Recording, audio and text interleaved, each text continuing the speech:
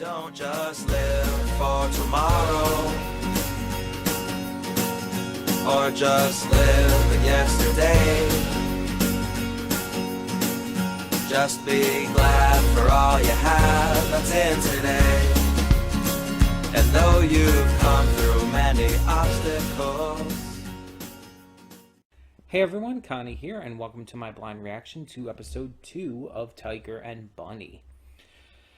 So episode 1 kicked us off in a pretty solid way, just introducing us to concepts and the world and the characters, and now we get into episode 2. So the first one ended with a little bit of a cliffhanger, you could say. Wild Tiger is set to debut under a new company and is being put with a partner. A superhero team is something that has apparently never been done before, and so they're really trying to market this. And it seems at the end that it's going to be the Bull guy, but that might be a misdirect, or it might just be this partnership doesn't work out and he ends up getting paired with Barnaby later on. I don't know the exact situation. As I said in the episode 1 reaction, it's been a long time since I've seen any of this. It's been years and years and years. I think, I'm not 100% sure, but I think when I first watched this is around, I want to say 2015, 2016, somewhere in that range. So it's been quite a long time.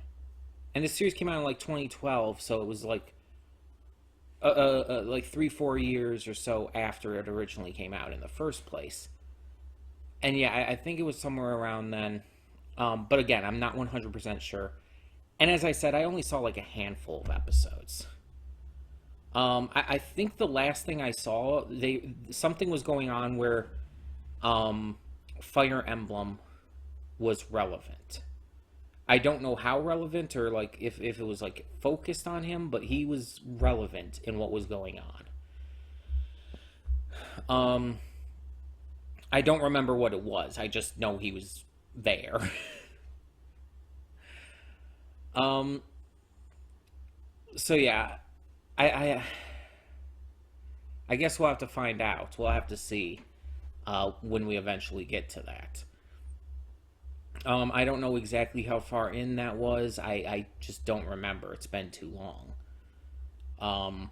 So we're just going to check this out, take it as it goes, and hopefully enjoy it. So yeah.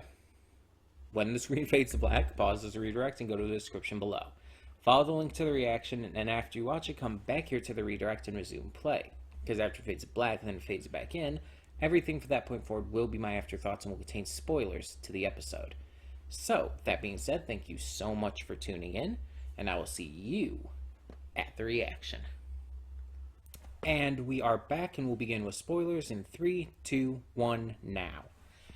So yeah, I'm going to have to keep looking out for post-credits scenes because episode 1 did have one, and that would have quelled all my confusion with episode 2 and how it began. The post-credit scene for episode 1, it showed him like still asking like, wait, Rock Bison, you're my partner? And then Barnaby strolls up and it's like, flips up his mask and it's like, let's go. And he's like, wait, you? that would have resolved everything, because that answers the question that I had. It clears that up. So yeah, from now on, I'm definitely going to have to make sure I watch the after credits scenes, because you could miss kind of important information. Because this episode, otherwise, the way it starts with him and Barnaby just heading towards their next job and heading toward, not their next job, but this job, heading towards the giant statue and everything. It just kind of feels like it's coming out of nowhere. And it's like, wait, why are they suddenly together? The last episode ended with him surprised at Rock Bison being his partner, right? But no, that wasn't the case. You have to look out for those post-credit scenes. In most shows, they don't do it that way, though. In most shows, the post-credit scene is either recapped or it's just not important enough to where it actually affects how the next episode is seen. So that's interesting that they did it this way here. Yeah, I'm just gonna have to keep a lookout for that. So, yeah. Either way, this episode 2, was vastly better than the first. And that's not a knock on the first. As I said last time, the first episode did exactly what it needed to do. It set things up, it introduced us to the characters in the story and the ideas behind this world. It did its job. It was a solid first episode. But now that all of that was out of the way, it allows us to really delve into things and allows us to explore these characters and this world in a little more of a exciting way, you could say. This second episode was much more exciting, much more interesting. The plot felt more focused too. In the first episode, again, it was just kind of introducing stuff, so it was very bare bones and just trying to tell us what was going on. And it was, so as such, there was kind of little bits and pieces all over the place. And okay, because it's introducing us to a lot of characters, a lot of just general ideas and world building, like right off the bat. So there's a lot to work with. This one felt a lot more compressed, and that's a good thing. It felt like there was a focus specifically on this team starting to work together and their first mission as a team. So this stone statue, this bronze, is it bronze? It was a bronze or brass, did they say? Either way, I think it was bronze. Bronze statue is running amok, causing all these problems, and they're going to try to fix it. Barnaby, using his intellect, his technical skills, and the abilities of his helmet, realizes really quick that it seems to be controlled by this young boy that seems to be, riding it. Now, Katetsu Tiger thinks initially that the kid is in danger, and even after being told, like, that idea that the kid could be controlling it, he's like, I still have to save him. He could still be in danger. And this is definitely showcasing, even more so than the first episode, the biggest difference between them. Katetsu thinks like a hero. He thinks about saving people first. While he acts on his emotions, Barnaby, on the other hand, acts on his intellect. He thinks things through, and sometimes too far of a level to where he leaves his emotion behind. He acts almost solely on doing what's good for the camera, or what's good for, his status as a hero. He's not just thinking like, oh, we gotta save this kid. He's thinking like, okay, let's analyze every little tiny detail before we take any step of action. And you can see the problems with that. But you can also kind of see the problems with Katetsu's plans. Because he's going into this with pure emotion. He's not thinking anything through. And as we saw in the first episode, it can cause him to lose his time limit. He can run out of time for his full power, and that can cause him to really fuck up a mission. Really, he goes so on emotion and so on the idea of saving people that he doesn't often put forth any thought. This is why I think it's actually important that these two are together. They are the two extremes. The side of emotion and the side of intellect. And they have to come together and combine their skills and their ideas and their styles of being a hero together. Because if they work together, if they combine those two sides of things, it'll be a perfect blend of the technical side and the emotional side. And that's what they need. That is what will make them a success as a hero duo. So I think it's fairly obvious that's what this is going to be going for. That this is going to be building up to them kind of having to come to terms with each other and come to maybe even respect each other. And both of them seem to even have family stuff going on. Kotetsu is a single father whose daughter doesn't even live with him. She lives with her grandmother because of his hero work and having to keep that a secret from her.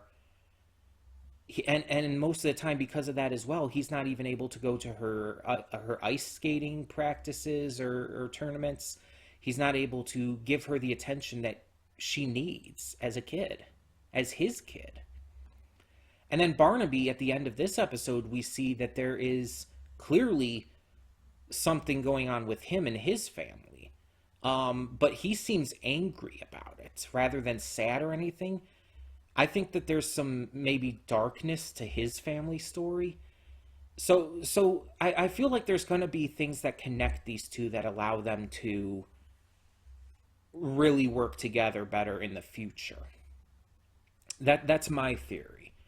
And the family issues might be one of those things that help connect them. Now, at the moment, Barnaby doesn't know that that little girl that he saved was Kotetsu's daughter. He doesn't know that. But I'm wondering if Kotetsu will tell him. Another thing I noticed with this episode that I think helped it a little bit is that the other heroes took more of a back seat. They were there, but this episode allowed it to focus on our main two, while the other heroes were more in the background. In the first episode, they tried to focus on them as well, and it caused some problems. It just caused a lot of clutter. There was just so much going on. So having it a little more focused this time, having it be more centered on our main characters, allowed it to work better. And they still had their roles to play. They still helped out the other heroes, and I think it was a lot better handled here.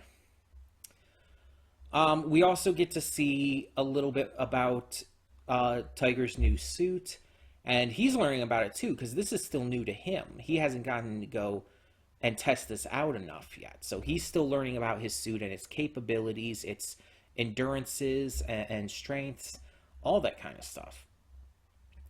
But this episode definitely focused on the connection between these two heroes and them starting to work together, as well as developing mostly Kotetsu quite a lot more, but a little bit at the end with Barnaby as well.